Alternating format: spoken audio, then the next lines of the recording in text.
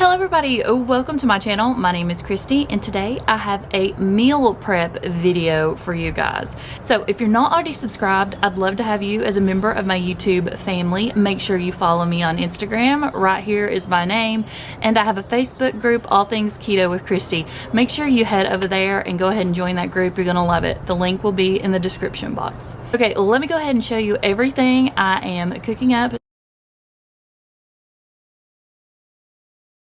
I'm going to be making some garlic knots. That way we'll have these throughout the week if we want to add them to any dishes. What you need for that is salt, almond flour, baking powder, garlic powder. You also need mozzarella cheese, cream cheese, and an egg. I'm starting out with my almond flour and I'm going to put in 3/4 cup. I am not sifting since this is going to be a doughy consistency, and once I add everything into it, it's going to get rid of all these lumps. Next is garlic powder, and I'm adding in 1 teaspoon of that. 1 teaspoon baking powder, 1/2 teaspoon of salt. I am using the Redmond's salt that is mined in Utah. I do have a link in the description box if you want to check it out. I'm going to go ahead and mix up my dry ingredients. Next is cream cheese, and that's going to be 2 ounces. 6 ounces of shredded mozzarella cheese. That is the equivalent of 1.5 cups. I've shredded up my cheese. I've added in the cream cheese, and now I'm going to put this in the microwave for 45 seconds. I'm going to go ahead and start to stir this up, and then I'll probably have to put this in again for another 30 to 45 seconds. Okay, I'm going to return this to the microwave for about 30 seconds. I'm going to go ahead and continue to mix this up until it forms a nice ball, a dough ball, and you can tell that everything is incorporated. So you can still see cheese over here. So you want it all to be like one color. Now that I have it mixed up really well and you can see that it is in a nice ball, everything is smooth, I'm going to go ahead and add in my 1 egg.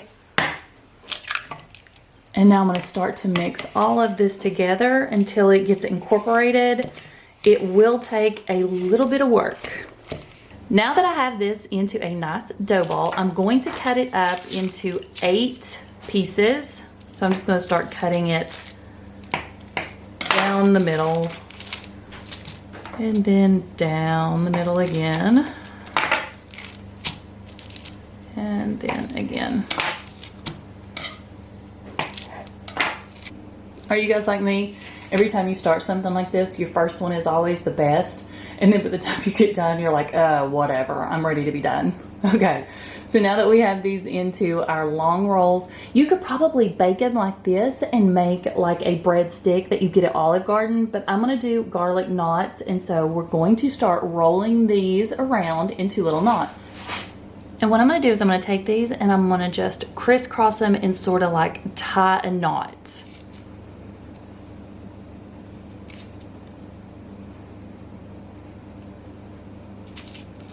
Sort of like that. And you're just gonna keep doing it 8 more times. Okay, here's what we got going on. I guess I should have probably scooted them over. Some are prettier than others. I'm always in a hurry. I'm gonna take the tops of these now and I'm gonna spray them with ghee. I have some butter, but you could probably use coconut oil or whatever you want, but I'm just gonna spray this over the tops of these. Okay, these go in the oven for 15 minutes at 375 degrees. My timer's getting ready to go off. I've only got like a minute left. So I'm gonna go ahead and put 1 tablespoon of butter in the microwave to melt. My butter's melted, so all I'm gonna put in that is some garlic powder. I don't measure it out, I just put some in there. But if you have fresh or minced garlic, go ahead and use that. I do have this little brush. It's a silicone brush that I pick up at Dollar Tree. They have them in tons of different colors and I love these. So I'm just gonna go ahead and mix that up. Into this, I'm gonna add just a pinch of salt. Okay, those were in there exactly 15 minutes. Look at those, do they not look amazing? I'm gonna take my little concoction over here, my butter and garlic and salt, and I'm just going to brush it over the tops of these. I've put my oven on broil, so just go ahead and brush that.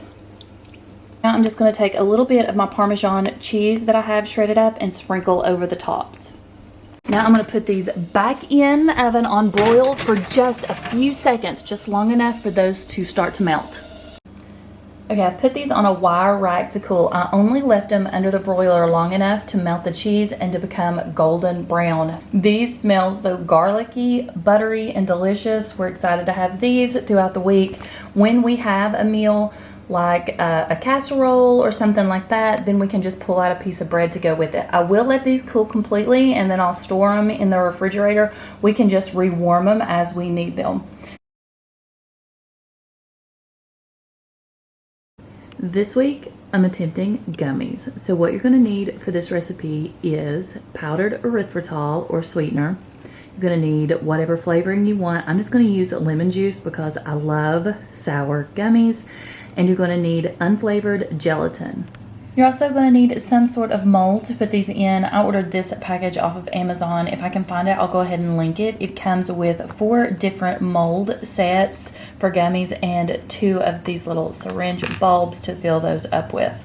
I'm going to start out by combining all of my ingredients in a small saucepan. So the first thing you'll need is 1.5 tablespoons of unflavored gelatin. I am just making a small recipe of this till I see how it turns out and if I'm in love with it. Next is going to be 1 tablespoon of powdered erythritol or powdered sweetener that is keto friendly. Next, we're going to combine in our flavoring. Again, I'm using lemon juice. You can use fresh lemon juice, you can use lime, whatever you want. So you'll want 1 tablespoon and 1/8 cup. Last ingredient is 1/8 cup of water, and then we're just going to put this on the stove and bring it to a simmer. I'm going to go ahead and be whisking this the entire time. Now that it's all melted, I'm just going to put some in the syringe and then I will transfer it to our mold. I did make this in a small quantity because I've never made it before and I wanted to see how well we liked it first before I made a big batch. So if this is something you guys like, make sure you double the recipe.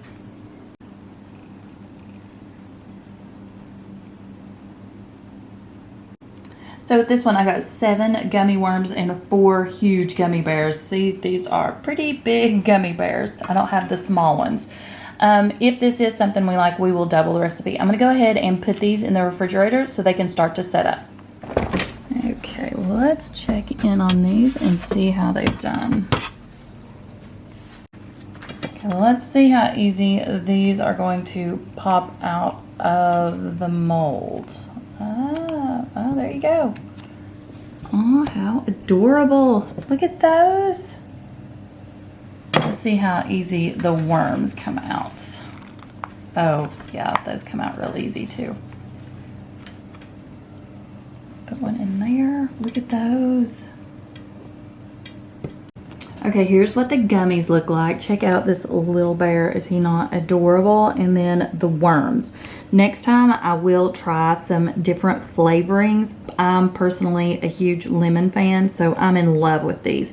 And I'll definitely go ahead and double up and use all 4 of the molds that came with this and make this a larger recipe. But right now this will do. So when I fix the girls' lunch during the day, when I make them a sandwich and maybe some pork rinds or something like that, I can put maybe 1 or 2 gummies on there and that'll give them a really quick keto dessert.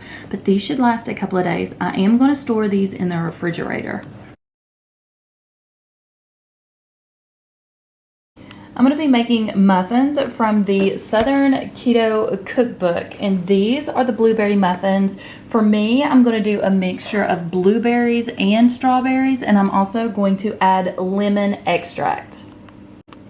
I'm not going to be able to show you the exact recipe again because it's not mine, but I can show you the ingredients that's in it, and I'll also have the Southern Keto Cookbook listed below if you'd like to order it. So here's the ingredients you'll need. Almond flour, you'll need a keto-friendly sweetener of choice, sour cream, you'll need 1/2 cup of fruit. I'm using, again, a mixture of blueberries and strawberries, 2 eggs, baking powder, and salt.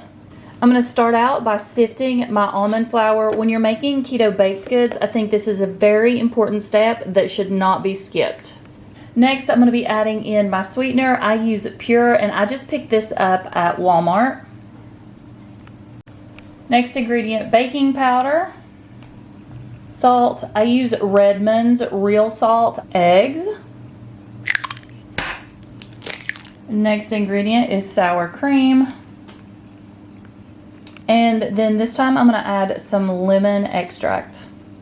I'm going to go ahead and mix all of this up before I fold in my fruit.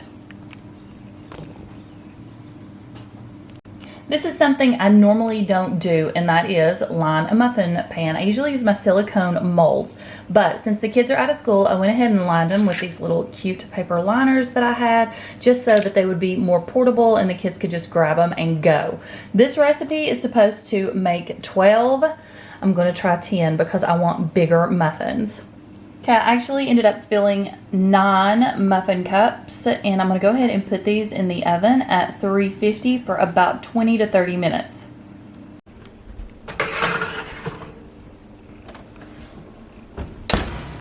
Okay, muffins are completely done. It took them about 22 minutes. I'm going to let these completely cool. These will be fine on the counter for 2 to 3 days. After that, you can store them in the refrigerator up to a week.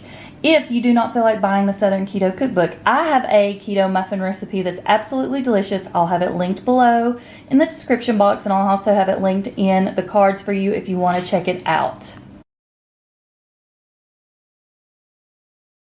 I'm going to be frying up some bacon so that we'll have it this week for breakfast. This is the one I pick up at Aldi. It is just the Appleton Farms.